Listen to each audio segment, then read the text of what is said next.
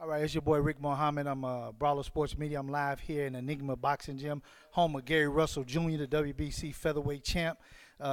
We right here in Capitol Heights, Maryland, and his camp is winding down. How you doing, champ? Man, I'm feeling good. I'm sore. I'm tired, but it don't really matter. The job gotta get done anyway. Boxing, it's a lot of sacrifices that come with this sport. This man here can tell you he doing 2 a days. Hard as he work, hell, he say they feel like 3 a days. The sparring. Do 3 days. Shit. So I just wanted to touch on some things real quick with you about your history and this whole boxing thing with the Russell family. Man, I read some articles. Your dad, senior, the patriarch of this family. You cats, had a 2 bedroom apartment, and the lobby was the actual workout spot. And if that didn't work, in the alley, I'm from South Side of Chicago. The alley was our main thing. How did you cats overcome senior Gary Russell, your pops, the whole ordeal to make you guys rough and tough and this fight machine? All y'all cats are successful in this sport, man. Oh yeah. I mean, like I say, my father was my favorite superhero. At the end of the day, what we went through molded us into the individuals that we are today. People don't know we used to go to some of the worst neighborhoods that there possibly is in D.C., in Maryland, in Virginia, just to get sparring. Just to get sparring. We'd go around with the little kids in the neighborhood. My father would go and talk to the older guys. Well, man, who's some of the young kids around here that be getting into fights and all that stuff? Man, line them up. Y'all trying to make some money. Y'all trying to make some money. And we would literally, this is how we would get in shape for amateur tournaments because we couldn't get no sparring for nobody else in the gyms in the area that we were competing in. So it was crazy, man. It helped mold us and build our character to what it is today. And that it did. And you, your brothers, your pops, every time I see you cats out, y'all always uplifting, inspiring scholars and gentlemen. I've never seen you turn down a fan for an autograph or a picture. Hey, they make you. You know what I'm saying? And I was seeing how your dad, your mom, is it Lawan? So I read about her saying how your dad, he would never admit it, that he basically taught himself how to box. And Uncle Bobby, sitting on the couch when Wide World of Sports would come on. I remember I saw Howard Davis, Sugar Ray Leonard and them fight on there. Ray Leonard, yep. And he say Uncle Bobby taught him how to sit the speed bags and the jump rope. And he basically self-taught himself the basic fundamentals, which is the most important parts of boxing, and put that in and inspired you guys to do all the same. Oh, That. yeah, and much more than that. People tend to question my father's ability to train us because he didn't have all these fighters with all the accolades, but we was only the canvas. He was the one that was doing the painting, so yeah, oh, definitely. He was the one that was doing the painting, and I appreciate him for that. Everything that he done for us, man. That's my favorite superhero. We got a birthday. We got a birthday coming up May 20th. He got an anniversary May 15th. Now his anniversary is May 15th. With him and my mom, and they've been married for over 30 years. Oh wow. So. That's a blessing. Oh yeah, oh yeah, oh yeah. So. Very tight knit family. Oh yeah. And then so he learned all of this from Uncle Bobby, displayed it and got it to you guys. Like you said, he does have those accolades though, because he got a kid named Lil Gary. That's right. That's you. Right. He got Antonio and Antoine. And Antoine was in the Olympics in Rio, and you're an Olympian yourself, world champion. Your other two brothers, Antonio and Antoine, they're very well on their way. I mean, you guys are a fight machine. I got a kid in Chicago. You may know. You ever heard of Vince Rock Hudson from Chicago? I heard the name before, but I honestly don't watch the sport of boxing. I don't watch TV that much, but I definitely heard the name. So. And he's got a story just like this. Him and his brother, dad taught them how to box at the Chicago Boys Club on Woodline, and walked them all the way through the Nationals and through the pros and everything. And I say, Gary got the same story pretty much. And what a lot of people don't understand is when you're dealing with your corner is your last line of defense. So when anything else fails, when you get to the corner, you have to believe without a doubt. Question of a doubt. Exactly.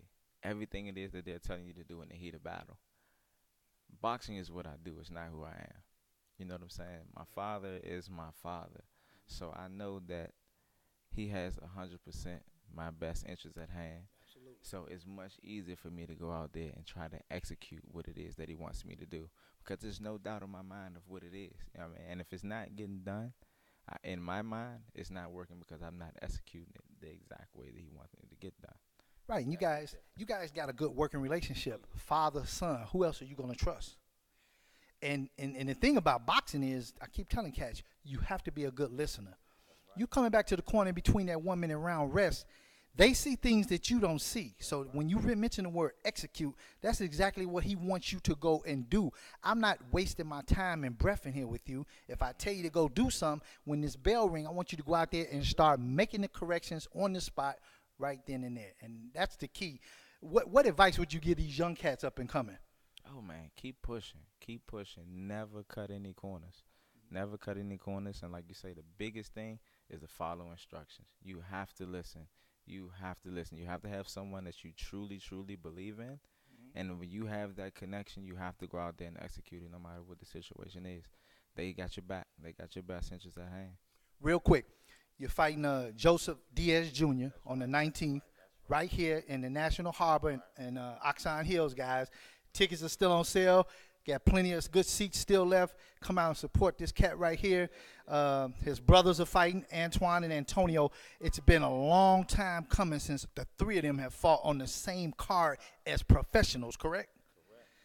So now I got to ask you the question there. He wants to unify the winners of Santa Cruz. He wants them to unify that at the 125-pound weight class. 126. If that doesn't work, then you made a statement that you're going to move up to 130 and bully them guys around.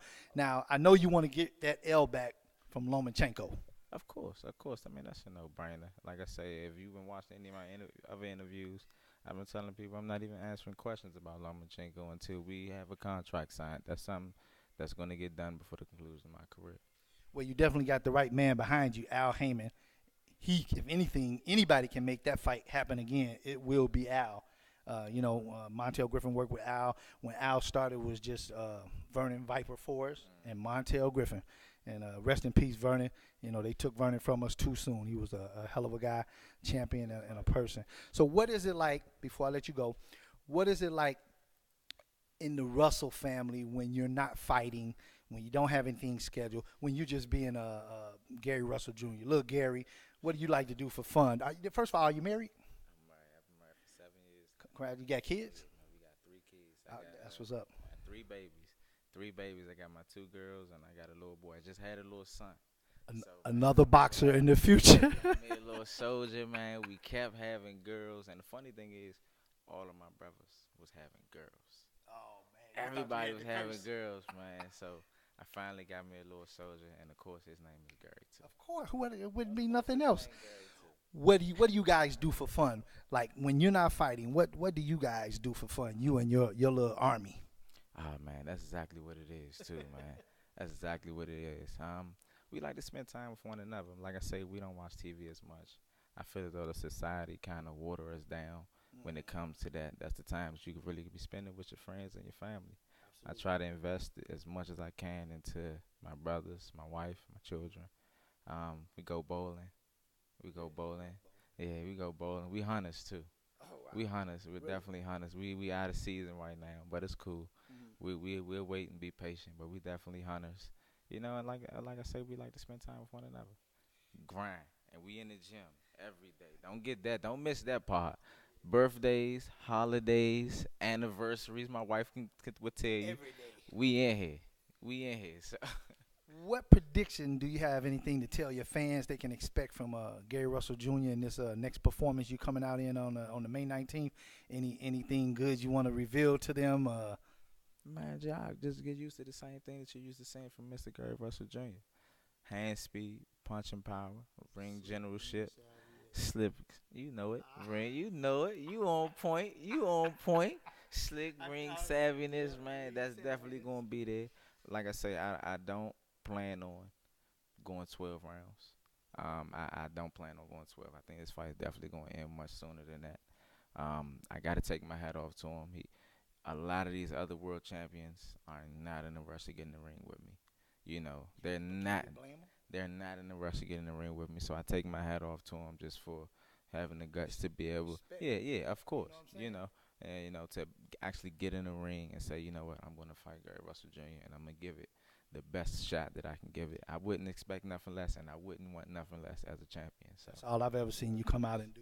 of course, Real quick, your message to our people, the young black youth, the young black teens, young black men and women up and coming.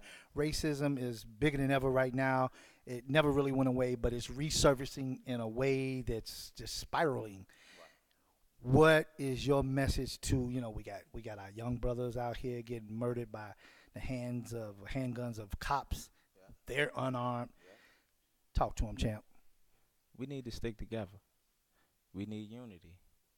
You got to understand that we are kings and we are queens, and we have to conduct ourselves as such. To the young men out here, when you walk across somebody in the street and you make eye contact with them, it's the manly thing, it's the righteous thing to do, just to speak to them, say, hi, how you doing? How's your day been? That don't make you a sucker, that don't make you a punk.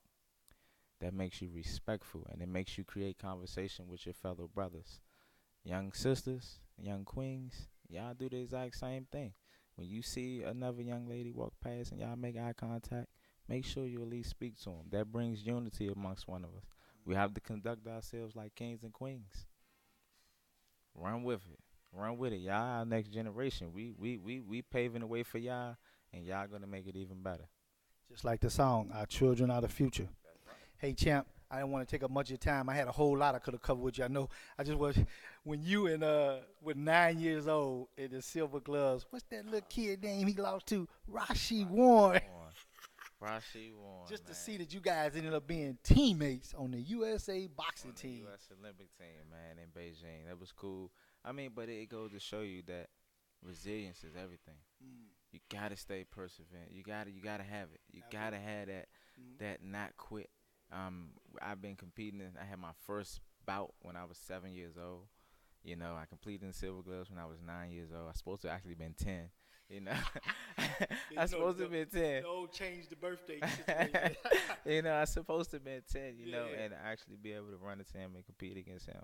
And now both of us, he was actually was a world champion at a point. Yeah. For him to be able to become an Olympian and then become a world champion speaks volumes of what persistence can do. So that's a good thing. And if you out there and you watching, man, keep pushing, shawty. Keep grinding. We on this grind together. That's what's up. Hey, man, I want to thank Team Russell, my man Gary Russell Jr., Featherweight Champion, WBC. I'd like to thank Miss LaShawn Murray, Miss DeVita is her name. And I had sent a message out Facebook, and that's how this all came about. DeVita disseminated that information to Miss LaShawn. Thank you so much, Miss LaShawn. And then getting with you and the patriarch of the family, Gary Russell Sr. Thanks to your pops. For making this happen for me tonight, man. This is big. I'm Rick Mohamed, Brawler Sports Media. This is my man, Gary Russell Jr., putting it down, giving me his exclusive 101. He got about a shy of 2 weeks left before his fight night. Champ, much respect. Good luck to you. I plan on being there. Man, We love you, baby. We ready.